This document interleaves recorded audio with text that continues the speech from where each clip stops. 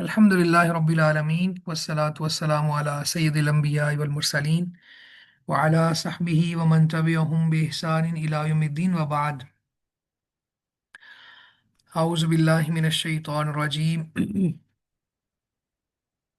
वला तअकुलू मिम्मा लम युज़कर इस्मुल्लाहि अलैहि व इन्नहु लफिस्क व इन्न शयातीन लयूहूना इला औलियाइहिम लियुजादिलूकुम व इन अतअतुमूहुम इन्नकुम लमुशरिकून।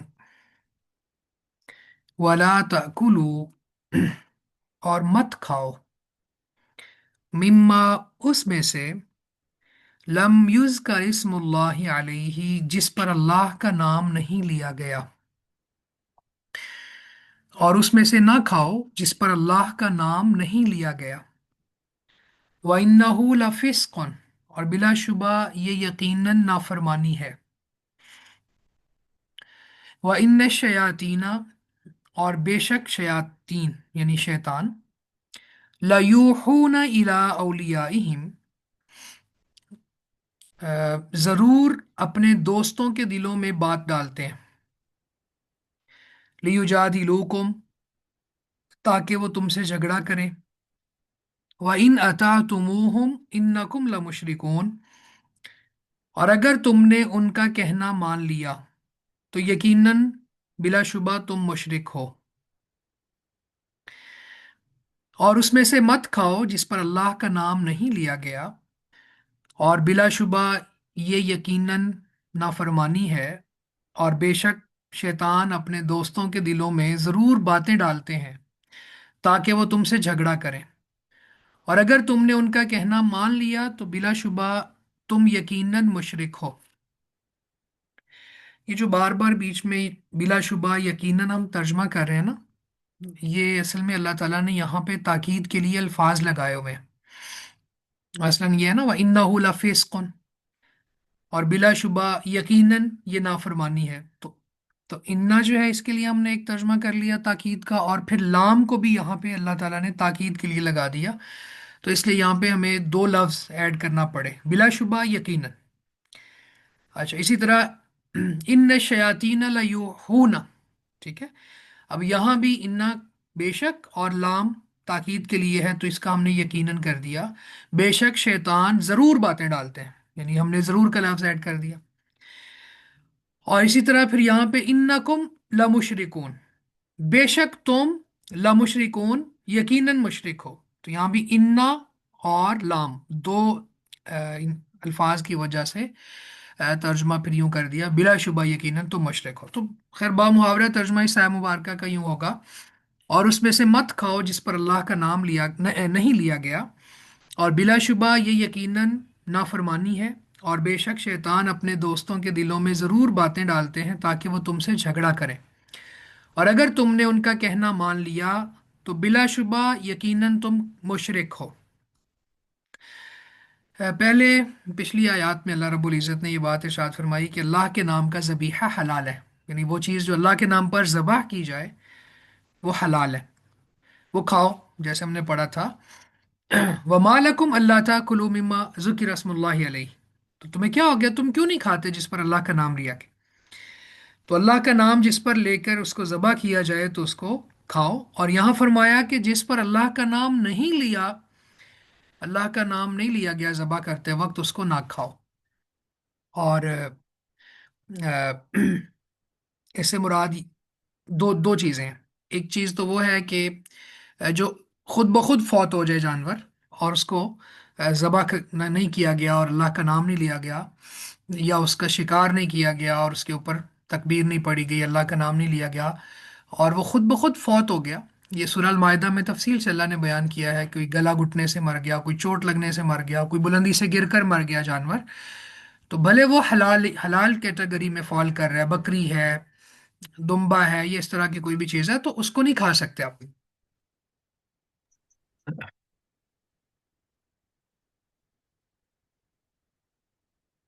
तो उस जानवर को खा सकते हैं हम जिसको ज़बह करें और उस पर अल्लाह का नाम ले, यानी जो अल्लाह ताला ने एक खास तरीका कार वज़ा किया हुआ है।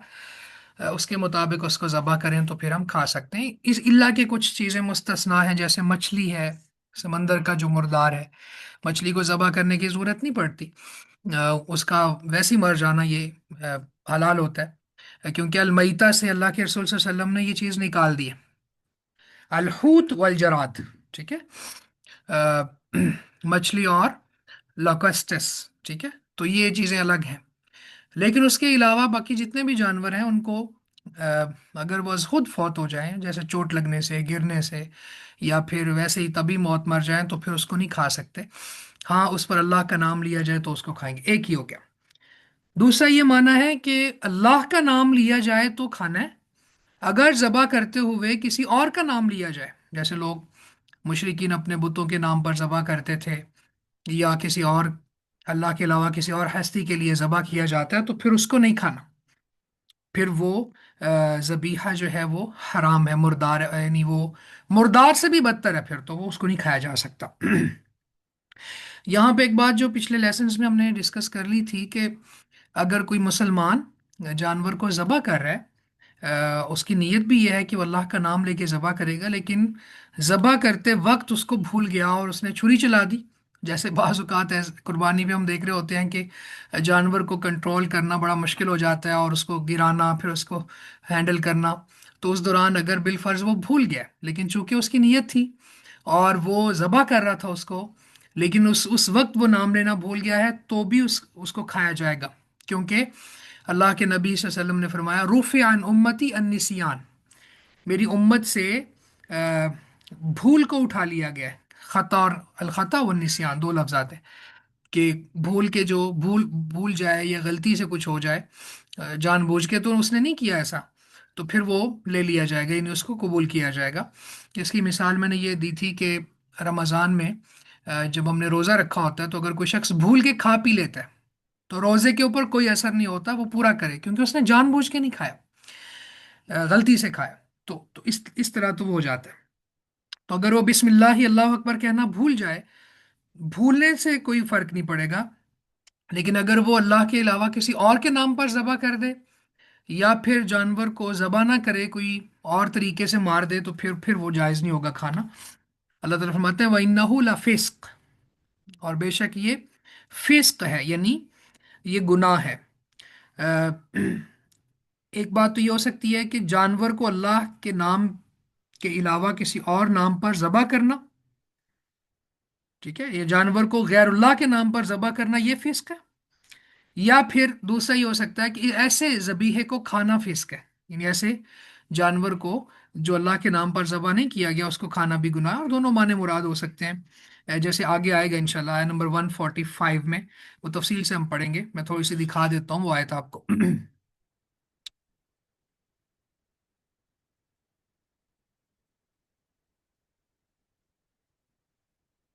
یہ بس آنے والی ہے.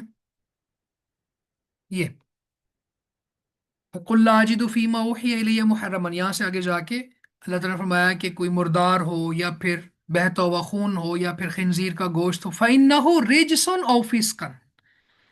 ٹھیک ہے. یہ ریج سے ہے، یعنی ناپاک ہے، او فسقن یا پھر گناہ ہے. ٹھیک ہے. تو اللہ تعالیٰ نے اس کو گناہ قرار دیا ہے.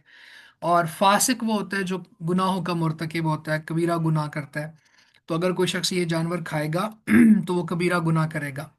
ہماری جو بہنیں یورپین کنٹریز میں رہتی ہیں، یہاں پہ بہت سی ہیں، یو کے سے ہیں، کینیڈا سے ہیں، یو ایس اے سے ہیں. تو ان کو اس طرح کی چیزیں فیس کرنا پڑ رہی ہوتی ہیں، تو وہ پھر وہاں پہ جائیں جہاں پہ ان کو حلال چیز مل رہی ہو، اور یا پھر وہ اپنا جانور خرید کے خود ذبح کر لیں. ٹھیک ہے. تو یہ احتیاط ضروری ہے. اب اس کا کوئی بہانہ نہیں چلے گا کہ بھئی ہم تو ایسے معاشرے میں رہتے ہیں. ہاں، اگر اہل کتاب یہودی یا عیسائی نے ذبح کیا ہے اور اللہ کے نام پر ذبح کیا ہے، تو اس کا ذبیحہ لیا جا سکتا ہے، یعنی اس کا ذبیحہ کھانے میں کوئی حرج نہیں ہے، یہ شریعت نے اجازت دی ہے. لیکن اگر آپ کو 100% کنفرم نہیں ہے، اور آپ کنفیوزڈ ہیں کہ پتہ نہیں اس نے کس کے نام پہ ذبح کیا ہے، یا اللہ کا نام لیا ہے یا نہیں لیا، تو پھر آپ نہیں کھائیں گے. آپ اپنا جانور لا کے ذبح کر لیں. ہمارے یہاں پہ ایک اسٹوڈنٹ ہیں، شاید آج بھی آئی ہوں. آ، ان کے جو فادر ہیں وہ کسی یورپ ملک میں کوک ہیں. تو انہوں نے یہ بات پوچھی تھی کہ بعض اوقات ان کو خنزیر ذبح کرنا پڑ رہا ہوتا ہے، تو اس طرح کی چیزیں تو بالکل بھی یہ الاؤڈ نہیں ہے. یعنی کاروبار کے طور پر اس کو آپ جاب کہہ لیں کہ بھئی میری تو جاب ہے، نہیں. آپ حلال جگہ پہ جاب کریں گے، حرام جگہ پہ جاب نہیں کریں گے. اب آپ کافروں کے ہوٹل پہ کام کر رہے ہیں ایز اے کوک، اور ان کو آپ سور یا پگ جو ہے یہ خنزیر یہ کوک کر کے دے رہے ہیں، الیاذ باللہ یہ پکا کے دے رہے ہیں، تو آپ کے لیے قطعاً جائز نہیں. آپ یہ اس کو جسٹیفائی نہیں کر سکتے کہ بھئی وہ میری تو نوکری ہے. تو ایسی جگہ پہ نوکری حلال نہیں ہوتی. جہاں پہ اللہ کی بغاوت کی جائے، اللہ کی نافرمانی کی جائے، تو آپ کو اپنے سینئر کی بات یہاں پہ نہیں ماننی. لا طاعت لمخلوق فی معصیت الخالق. کیونکہ آپ خالق کی نافرمانی کر رہے ہیں، مخلوق کی بات مان رہے ہیں. تو جب آپ مخلوق کی بات مان رہے ہیں اور خالق کی نافرمانی ہو رہی ہے، تو پھر مخلوق میں سے کسی کی بات بھی مانی نہیں جائے گی. سپریم اتھارٹی خالق کائنات ہے. تو جب خالق کائنات نے کسی چیز سے منع کر دیا ہے، تو پھر آپ کے لیے بالکل بھی جائز نہیں ہے کہ آپ اس چیز کو مانیں، چاہے وہ والدین ہی کیوں نہ ہو. آپ ابراہیم علیہ السلام کی سیرت کو دیکھ سکتے ہیں. اس کے بعد اس آیت میں آگے فرمایا بے شک جو شیاطین ہیں وہ اپنے دوستوں کی طرف دل میں باتیں ڈالتے ہیں. لیوحونا کے اوپر تفصیلی ہم نے بات کی تھی، آیت نمبر 113 کے اوپر. انسانوں میں سے بھی شیاطین ہوتے ہیں، جنات میں بھی شیاطین ہوتے ہیں. پیچھے جائیں گے ہم. یہ دیکھیں، یہ وَكَذَلِكَ جَعَلْنَا لِكُلِّ نَبِيٍّ عَدُوًّا شَيَاطِينَ الْإِنسِ وَالْجِنِّ يُوحِي بَعْضُهُمْ إِلَى بَعْضٍ زُخْرُفَ الْقَوْلِ غُرُورًا. اس کے اوپر ہم نے تفصیلاً بات کی تھی کہ وہ یہ کام کر رہے ہیں.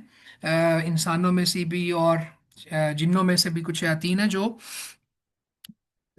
دلوں میں بات ڈالتے ہیں، وسوسہ ڈالتے ہیں، اور ملمہ سازی کرتے ہوئے، یعنی جھوٹی بات کو سچ بنانے کے لیے اس کے اوپر الیکٹروپلیٹنگ جو میں نے مثال بھی دی تھی وہ کر کے، تاکہ لوگوں کو دھوکہ دے سکیں. اور پھر آگے ایسے لوگ جو آخرہ پر ایمان نہیں لاتے آخرہ پر ایمان نہیں رکھتے، وہ ان کی طرف مائل ہو جائیں، ان کے دل مائل ہو جائیں اور اس سے راضی ہو جائیں، اور وہ جو گناہ شیاطین کما رہے ہیں یہ بھی کمائیں. تو یہاں بھی اس آیت میں بھی اللہ تعالیٰ یہ فرما رہے ہیں کہ آ، بے شک وہ لوگ جو شیاطین ہیں، اور یہ دونوں جنوں میں سے بھی ہوتے ہیں، انسانوں میں سے بھی ہوتے ہیں. یہ شیاطین کیا کرتے ہیں کہ اپنے دوستوں کی طرف وحی کرتے ہیں. وحی بمانا دل میں بات ڈالنا، وسوسہ ڈالنا. تو وسوسوں کے ذریعے ان کو کوئی نہ کوئی چیز دل میں ڈال رہے ہوتے ہیں، تاکہ وہ پھر اہل ایمان سے جھگڑا کریں. مطلب مشرکین کے دل میں کوئی بات ڈال دیتے ہیں کہ اس کی ایک مثال جو ہے وہ یہ کہ تم اللہ تعالیٰ کسی جانور کو مار دے تو تم کھاتے نہیں، لیکن تم خود اپنی چھری سے ذبح کرو تو کھا جاتے ہو. اب یہ ایک وسوسہ ہے جو مشرک کے دل میں ڈالا شیطان نے، اور مشرک نے پھر مسلمانوں کے سامنے رکھا اور کہا کہ دیکھو بھئی، تم عجیب لوگ ہو کہ اللہ تعالیٰ نے کسی جانور کو مار دیا تو تم کھا نہیں رہے ہو، تم اس کو مردار سمجھ رہے ہو اور حلال نہیں سمجھ رہے ہو، لیکن جس کو تم خود مار رہے ہو، قتل کر رہے ہو، ذبح کر رہے ہو، وہ تم کھا رہے ہو. تو اس کا جواب کیا ہے؟ اس کا جواب یہ ہے کہ ہم پابند ہیں اللہ کی بات ماننے کے، ہم کسی اور کے پابند نہیں ہیں. یعنی اہل ایمان یہ جواب دیں گے مشرکین کو کہ ہمیں اللہ تعالیٰ نے ہی یہ کہا ہے کہ جو مردار ہے تم نے نہیں کھانا، جس کو میں مار دوں تمہارے لیے وہ حلال نہیں ہے، لیکن جس کو تم بسم اللہ اللہ اکبر پڑھ کے ذبح کرو وہ تمہارے لیے حلال ہو گیا. تو ہم پابند ہیں اللہ کی بات مانے. اب دیکھیں نا، ایک وسوسہ یہ بھی ڈالتے تھے وہ لوگ کہ جب پہلے اللہ کے نبی صلی اللہ علیہ وسلم مدینہ میں آئے تو 17 ماہ تک بیت المقدس کی طرف منہ کر کے نماز پڑھتے رہے، مسجد اقصیٰ کی طرف، تو یہ قبلہ تھا. اس کے بعد پھر آپ مسجد قبلہ تین میں اس جگہ پہ جب نماز پڑھ رہے تھے تو ڈیورنگ دا صلاح آپ نے رخ کر لیا کعبۃ اللہ کی طرف، اللہ تعالیٰ کی اجازت سے، اللہ تعالیٰ کی اذن اور حکم سے. اب لوگوں نے یہ کہنا شروع کر دیا بطور خاص یہود نے کہ یہ کیسا اسلام ہے بھائی کہ پہلے اس قبلے کو فالو کر رہے تھے، اب دوسرے قبلے کو فالو کرنا شروع ہو گئے. تو اب اس کے اوپر وہ پروپیگنڈا کرنا شروع ہو گئے. تو اللہ رب العزت نے یہ جواب دیا کہ اصل مقصود یہ نہیں ہے کہ مشرق کی طرف منہ کرنا ہے یا مغرب کی طرف کرنا ہے، مسجد اقصیٰ کی طرف منہ کرنا ہے یا مسجد الحرام کو قبلہ بنانا ہے. اصل مقصود یہ ہے کہ اللہ کی بات ماننی ہے. تو اللہ تعالیٰ نے جو چیزیں ڈیفائن کی ہوئی ہیں ان کو ماننا، اور اس کو پریکٹس کرنا یہ ہمارے ذمے ہے۔ تو اللہ تعالیٰ فرماتے ہیں کہ وہ تو شیاطین یہ کرتے ہیں کہ یہ تمہارے ساتھ جھگڑا کریں، وَإِنْ أَطَعْتُمُوهُمْ إِنَّكُمْ لَمُشْرِكُونَ، اگر تم نے ان کی بات مان لی تو پھر تم یقیناً مشرک ہو جاؤ گے۔ سبحان اللہ، یہ کتنی سخت بات کی ہے اللہ تعالیٰ نے یہاں پر، کہ اگر کوئی شخص مشرکین کے پروپیگنڈا کا شکار ہو کر اس طرح کی باتیں کرنے لگے، یا اس کے دل میں وسوسے آنے لگے، یا پھر وہ شریعت کو تنقید کی نگاہ سے دیکھنے لگے، یا شریعت نے جو احکامات وضع کیے ہیں ان کے اوپر وہ اسی نظر سے نگاہ ڈالے جس طرح مشرکین ڈال رہے ہیں، تو پھر وہ مشرکوں جیسا ہی ہوگا۔ یعنی آپ دیکھیں نا، آ، اللہ تعالیٰ کی حلال کی ہوئی چیزوں کو حرام کرنا اور حرام کی ہوئی چیزوں کو حلال قرار دینے والا مشرک ہے، ٹھیک ہے، کیونکہ اس نے اللہ کے سوا کسی اور کو حاکم بنا لیا۔ اللہ کے سوا کسی اور کو حاکم بنا لینا، یہ حکم صفت تھی اللہ کی، حلال و حرام وضع کرنے کا اختیار تھا اللہ کے پاس، اب اس نے کسی اور کو دے دیا تو گویا اس نے اس کو رب بنا لیا، اور پھر یہ شرک کرتا ہے تو یہ مشرک ہے۔ آپ دیکھیں نا، جب آ، اللہ کے نبی صلی اللہ علیہ وسلم سے بعض صحابہ نے یہ پوچھا جو کرسچینٹی سے آئے تھے، تو انہوں نے کہا کہ ہم تو ان کو رب نہیں بناتے تھے۔ قرآن مجید میں آیت نازل ہوئی نا کہ بعض لوگوں نے ان کے جو اسکالرز ہیں عیسائیوں کے، ان کو رب بنا لیا۔ تو صحابہ جو مسلمان ہوئے تھے وہاں سے اس طرف سے آئے تھے، کنورٹڈ تھے، انہوں نے کہا کہ اللہ کے رسول ہم تو ان کو رب نہیں بناتے تھے۔ تو آپ نے فرمایا، پوچھا کہ جو چیز وہ حلال کرتے تھے تم اس کو حلال سمجھتے تھے تب؟ جی بالکل سمجھتے تھے۔ جس چیز کو وہ حرام ڈکلیئر کرتے تھے تم اس کو حرام سمجھتے تھے؟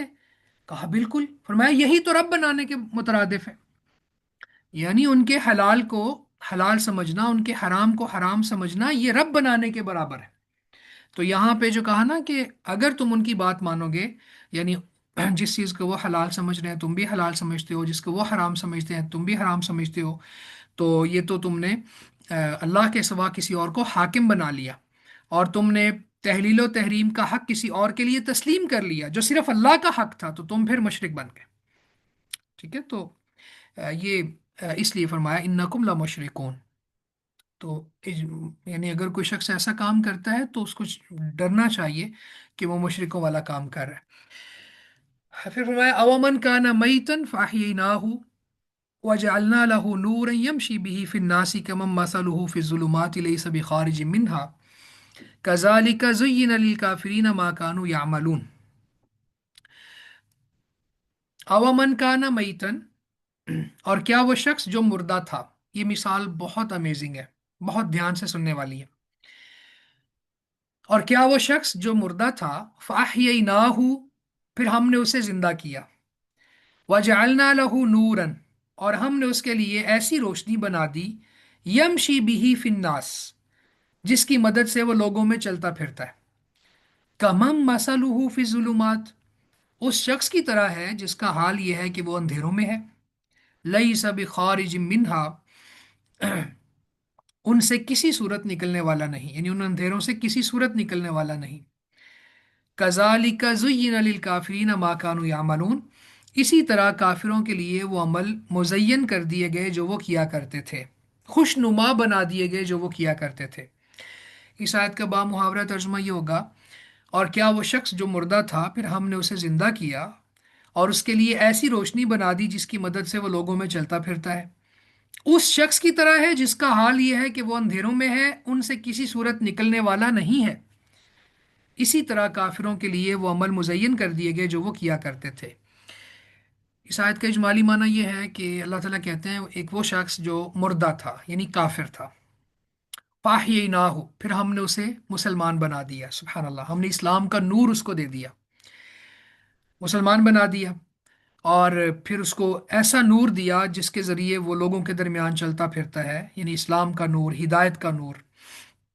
یعنی جب جو شخص کافر تھا تو وہ کفر اور شرک کے باعث ایسے ہی تھا جیسے مردہ ہوتا ہے۔ ابھی اس کے اوپر اور بھی دلائل ہیں میرے پاس قرآن و سنت سے، ہم اس کی روشنی میں بات کریں گے کہ یعنی ایسا شخص جو مسلمان نہیں ہے، کفر اور شرک میں پڑا ہوا ہے، تو وہ اس کی مثال مردہ کسی ہے۔ پھر جس کو ایمان ملا ہو اور وہ زندہ ہے، اور اس کو روشنی ملی، اس کو ہدایت ملی، اور سب لوگ اس کے چہرے پر اس روشنی کو دیکھتے ہیں، ہدایت کا نور اس کو نظر آ رہا ہوتا ہے لوگوں کو. تو کیا یہ دونوں برابر ہو سکتے ہیں؟ کبھی بھی برابر نہیں ہو سکتے. اللہ تعالیٰ یہ سمجھا رہے ہیں یہاں پہ بات. اور فرمایا کہ شیطان اپنے وسوسوں کے ذریعے کافروں کی نگاہ میں ان کے اعمال خوبصورت بنا دیتا ہے. وہ پھر اپنے اعمال کو، کفر کو، شرک کو جسٹیفائی کر رہے ہوتے ہیں. اب یہاں پہ سبحان اللہ دو کیٹیگریز کو اللہ تعالیٰ نے ڈسکس کیا ہے جو دو بالکل ایک دوسرے سے بہت دور ہیں، الگ الگ ہیں. یعنی ان کا کوئی جوڑ ہی نہیں ہے، کوئی مقابلہ اور مقارنہ اور موازنہ ہی نہیں ہے. ایک ہے روشنی اور دوسرا ہے اندھیرا. یعنی اسلام اور کفر، مسلمان اور کافر. اسی طرح کی وہ حدیث جو ہم نے ڈسکس کی تھی، اللہ کے رسول فرماتے ہیں مثل الذی یذکر ربہ والذی لا یذکرہ مثل الحی والمیت. اللہ کو یاد کرنے والے کی، اللہ کا ذکر کرنے والے کی مثال ہے زندہ کی سی ہے، اور اللہ کا ذکر نہ کرنے والے کی مثال مردہ کی سی ہے. تو زندہ اور مردہ کی مثال اللہ کے نبی صلی اللہ علیہ وسلم نے یہ دی. یعنی اللہ کو یاد کرنے والا ایسی ہے جیسے وہ زندہ ہے، اور اللہ کو یاد نہ کرنے والا ایسی ہے جو مردہ ہے. اب یہاں پہ بھی کیا کیا اللہ تعالیٰ نے یہ بات ارشاد فرمائی کہ وہ بندہ جس کو ہدایت کا نور مل گیا، یعنی اسلام کی روشنی مل گئی، اور وہ روشنی اس کے اوپر نظر آتی ہے، یعنی وہ نماز پڑھتا ہے، اللہ تعالیٰ سے ڈرتا ہے، نیک کام کر رہا ہے، لوگوں کو تکلیف نہیں دیتا، ٹارچر نہیں کرتا، لا یعنی کاموں میں انوالو نہیں ہوتا. من حسن اسلام المرء ترکہ ما لا یعنی، کہ فضول چیزوں میں انوالو نہیں ہوتا، اور وہ اللہ سے ڈر ڈر کے زندگی گزارتا ہے، حقوق اللہ بھی پورے کرتا ہے، حقوق العباد بھی پورے کرتا ہے، لوگ اس کے ہاتھ سے اور زبان کے شر سے محفوظ ہیں چونکہ مسلمان ہے، اس کو پتہ ہے میں نے اللہ کو جواب دینا ہے. تو یہ بندہ اور دوسرا وہ بندہ جو جانوروں کی طرح زندگی گزار رہا ہے، اس کو اپنے خالق کا کوئی پتہ ہی نہیں ہے، مرنے کے بعد کی زندگی پر یقین ہی نہیں ہے. وہ سمجھتا ہے بس یہی دنیا ہی سب کچھ ہے، اور وہ دنیا کاشیس ہے، اور یہاں پہ آ، اللہ کے حقوق بھی پامال کر رہا ہے، لوگوں کے حقوق بھی ادا نہیں کر رہا. تو کیا یہ دونوں برابر ہو سکتے ہیں؟ قطعاً برابر نہیں ہو سکتے. ایک ایک روشنی میں ہے اور ایک اندھیرے میں ہے. آپ ذرا یہاں سے دیکھیں، یہ سورہ فاتر میں اللہ تعالیٰ فرماتے ہیں وَمَا يَسْتَوِي الْأَعْمَى وَالْبَصِيرُ. اور اعمى، اندھا اور دیکھنے والا برابر نہیں ہو سکتے، دیکھنے والا اور اندھا برابر نہیں ہو سکتے. وَلَا الظُّلُمَاتُ وَلَا النُّورُ، اندھیرے اور روشنی برابر نہیں ہو سکتے. وَلَا الظِّلُّ وَلَا الْحُرُورُ، سایہ اور حرور کہتے ہیں جو گرمی میں گرم ہوا چلتی ہے، لو، یہ دونوں برابر نہیں ہو سکتے. سایہ ٹھنڈا ہوتا ہے، لو گرم ہوتی ہے، تو کیسے یہ برابر ہو سکتے ہیں؟ وما يستوي الاحياء ولا الاموات، زندہ اور مردہ بھی برابر نہیں ہو سکتے. تو یہ یہاں پہ اللہ رب العزت نے بات ہمیں سمجھائی ہے کہ زندہ اور مردہ بھی برابر نہیں ہو سکتے. پھر اسی طرح یہاں پہ آپ دیکھیں کہ ایسا شخص جو کفر کے اندھیروں میں پڑا ہوا ہے اور ہدایت کا نور، ہدایت کی روشنی اس کو بالکل بھی سمجھ نہیں آ رہی، اس طرف وہ نہیں آ رہا، اس کی مثال اللہ تعالیٰ فرماتے ہیں او کا ظلمات فی بحر لجی یغشاہ موج من فوقہ. یہ ایسا اندھیرا جو بحر لجین کہتے ہیں، بہت گہرا سمندر، یعنی گہرا سمندر ہے، پانی ہی پانی ہے، اور پانی کے اندر اندھیرا ہے، اور پھر اس کے اوپر موج پہ موج چڑھی ہوئی ہے. ٹھیک ہے، یغشاہ موج من فوقہ، موج من فوقہ، ایک موج پھر ایک اور موج.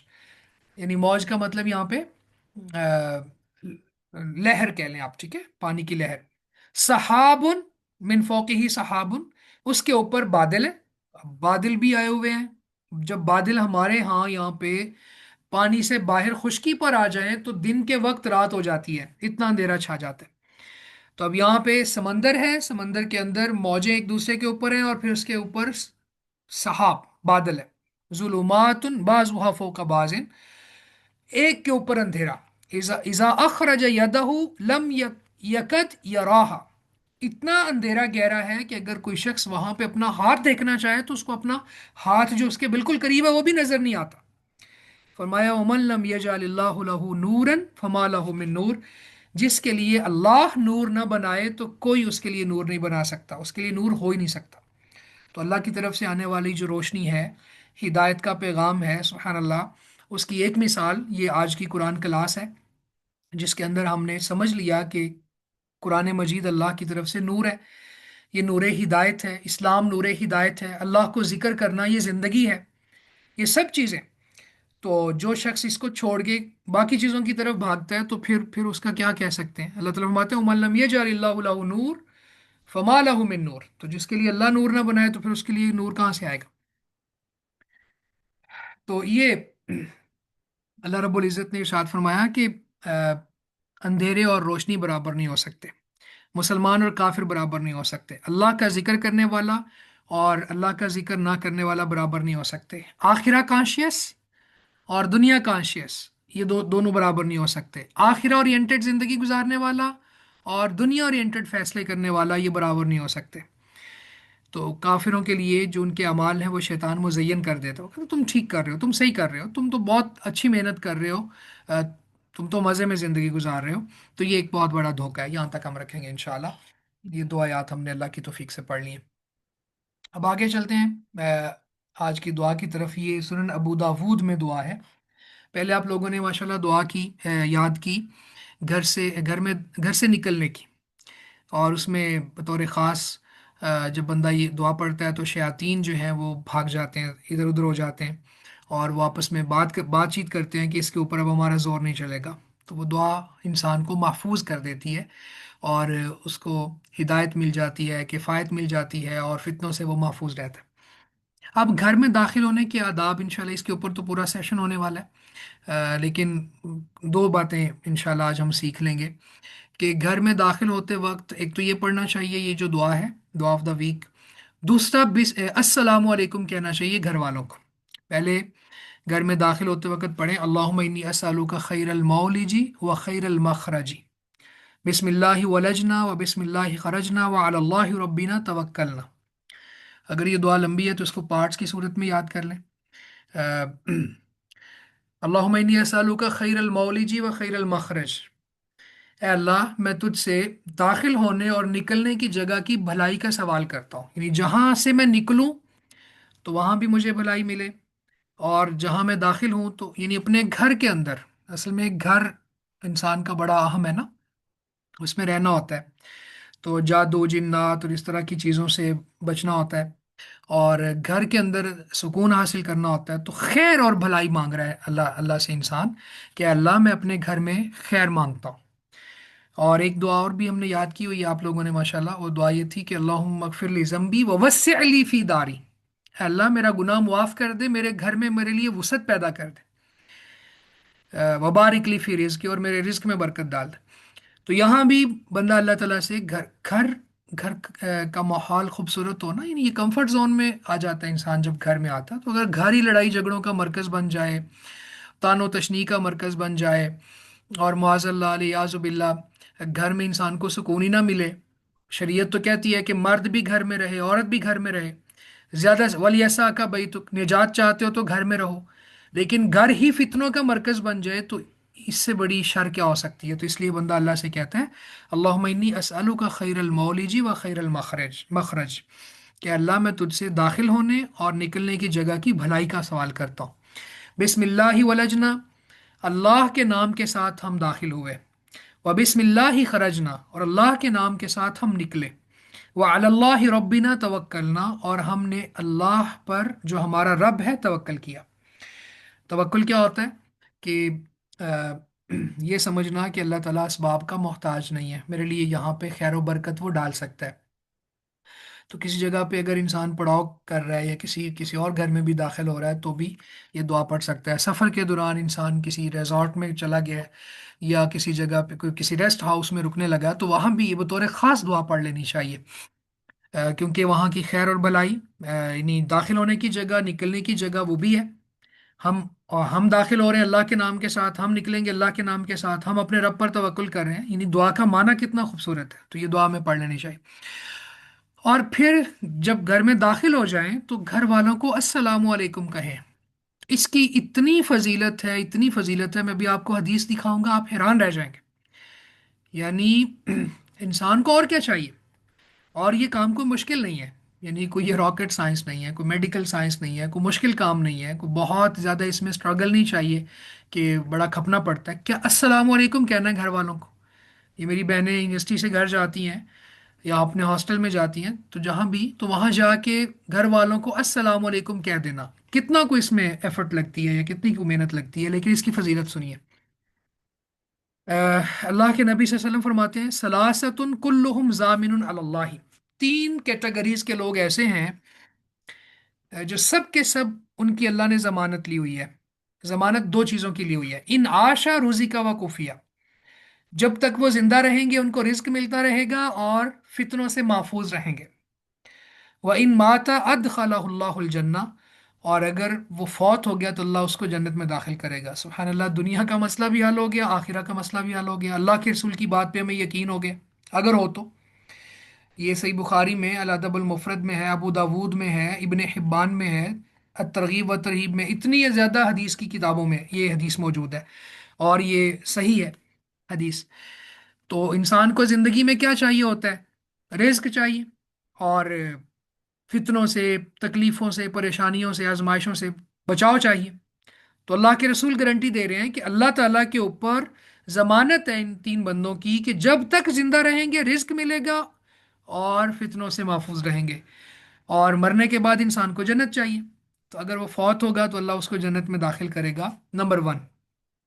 یہ ہمارا استدلال ہے۔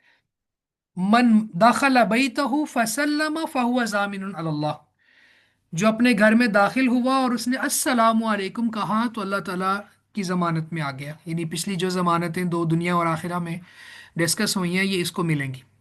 یہ کتنا کو مشکل کام ہے، اب دیکھیں ضمانتیں کتنی بڑی ہیں اور کام اتنا آسان ہے۔ یہ ہے اسلام کا حسن اور اللہ کی رحمت۔ من دخل بیتہ فسلم فہو ضامن علی اللہ، جو اپنے گھر میں داخل ہوا اور السلام علیکم کہا تو وہ اللہ پر ضامن ہو گیا۔ اللہ تعالیٰ اس کے لیے ضمانت دیتا ہے۔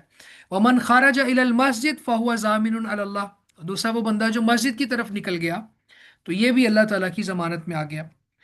ومن خرج فی سبیل اللہ فہو ضامن علی اللہ، اور جو اللہ کے رستے میں نکل گیا جہاد کے لیے تو وہ بھی ان دو فضیلتوں کو حاصل کرے گا، اس کے لیے بھی اللہ نے ذمہ لے لیا ہے۔ تو اب انشاءاللہ دعا یوں بنے گی پھر، اللہم انی اسالک خیر المولج و خیر المخرج، بسم اللہ ولجنا و بسم اللہ خرجنا و علی اللہ ربنا توکلنا، جیسے ہی انٹر ہو گئے پھر السلام علیکم ورحمۃ اللہ وبرکاتہ۔ یہ اس طرح سے گھر میں داخل ہونے کی دعا بنے گی انشاءاللہ۔ میری طرف سے اتنا ہی ہے، 4 منٹ ہے ہمارے پاس، کسی نے کوئی بات کرنی ہے، کوئی بات ایڈ کرنی ہے تو کر سکتا ہے جی۔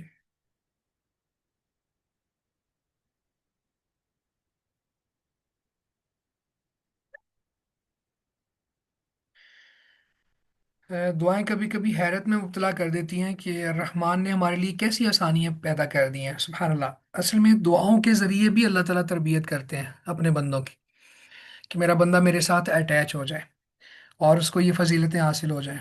انشاءاللہ کسی دن ہم نا جنازے کی دعائیں بھی ڈسکس کریں گے یہاں پر، کہ اللہ تعالیٰ نے وہ اتنی خوبصورت دعائیں سکھائی ہیں رسول اللہ کے واسطے سے ہمیں، کہ وہ معاف کرنا چاہتا ہے، یعنی خود ہی کہہ دیا کہ اس کے لیے یہ دعا پڑھو، یہ پڑھو کہ آ، اللہ ہم اس کے لیے سفارش کر رہے ہیں، اللہ تو اس کے سیکرٹس کو بھی جانتا ہے، اگر یہ برا تھا تو معاف کر دے، تیرا کیا جاتا ہے، یعنی اس انداز میں دعائیں سکھائی ہیں۔ تو اللہ تعالیٰ نے دعاؤں کے ذریعے ہمیں بہت کنسول بھی کیا ہے اور ہمارے اوپر بڑی رحمتیں بھی کی ہیں۔ اللہ تعالیٰ یہ ہماری سب دعائیں قبول فرما لے۔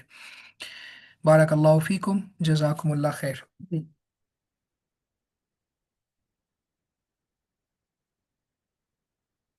سر سی فوڈ سب حلال ہیں، ان کے لیے ایک ضابطہ ہے۔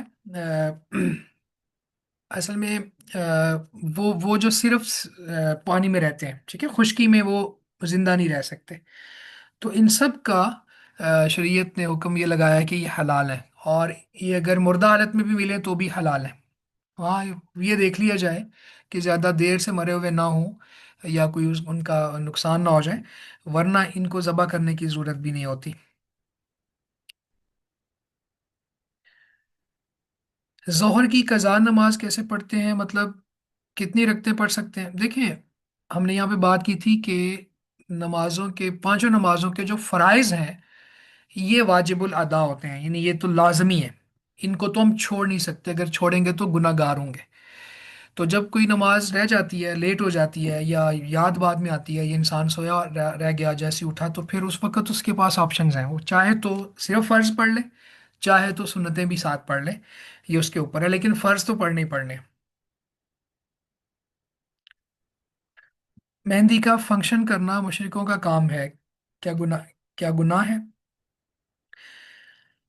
دیکھیں، بعض خاص تہوار جو کفار کی طرف سے آئے ہیں نا، تو ان سے تو بہت بچنا چاہیے، کیونکہ من تشبہ بقوم فہو منہم، اللہ کے نبی صلی اللہ علیہ وسلم کی اسٹیٹمنٹ ہے، صلی اللہ علیہ وسلم، آپ نے فرمایا کہ جو کوئی کسی قوم کی مشابہت اختیار کرے گا انہی میں سے ہوگا۔ تو اگر تو وہ خالص کفار کا تہوار ہے اور وہیں سے اس کا اوریجن ہے، تو پھر تو اس سے اوائڈ کرنا یہ واجب ہے۔ لیکن کچھ تہوار ہوتے ہیں، چیزیں ہوتی ہیں جو مسلمانوں میں بھی کافروں میں بھی کامن ہوتی ہیں، مطلب یا علاقائی ہوتی ہیں، چیزیں اس طرح کی ہوتی ہیں، تو اس میں بھی بہتر یہ ہے، جیسے ہم نے حدیث پڑھی تھی کہ مسلمان کا کہ اسلام کا حسن یہ ہے کہ اس طرح کے فضول کاموں میں وہ نہ پیسہ ضائع کرتا ہے نہ ٹائم ضائع کرتا ہے۔ تو اگرچہ یہاں پہ آئیڈیل سچویشن یہ ہے کہ ان سے بچا جائے، لیکن وہ والا حکم نہیں لگے گا کہ کافروں کی طرح وہ ہو جائے۔ تو اب اس مہندی کو دیکھ لیں، یہ کہاں سے آیا ہے، مجھے تو اتنا نہیں اس کا اندازہ۔ جی، چلیں، بارک اللہ فیکم، ہمارا ٹائم ختم ہو گیا۔ جزاکم اللہ خیرہ، سب کا بہت شکریہ کہ آپ لوگوں نے وقت دیا۔ یہ نئی جو آنے والی اسٹوڈنٹس ہیں، ان کے لیے بھی اگلے ہفتے سے انشاءاللہ منڈے سے پھر ہماری 4 دن کلاس ہوگی۔ اللہ تعالیٰ ہمیں استقامت دے کہ ہم دوبارہ سے وہ پھر جوائن کر سکیں۔ السلام علیکم ورحمۃ اللہ وبرکاتہ۔ وعلیکم وعلیکم السلام ورحمۃ اللہ وبرکاتہ۔ السلام ورحمۃ اللہ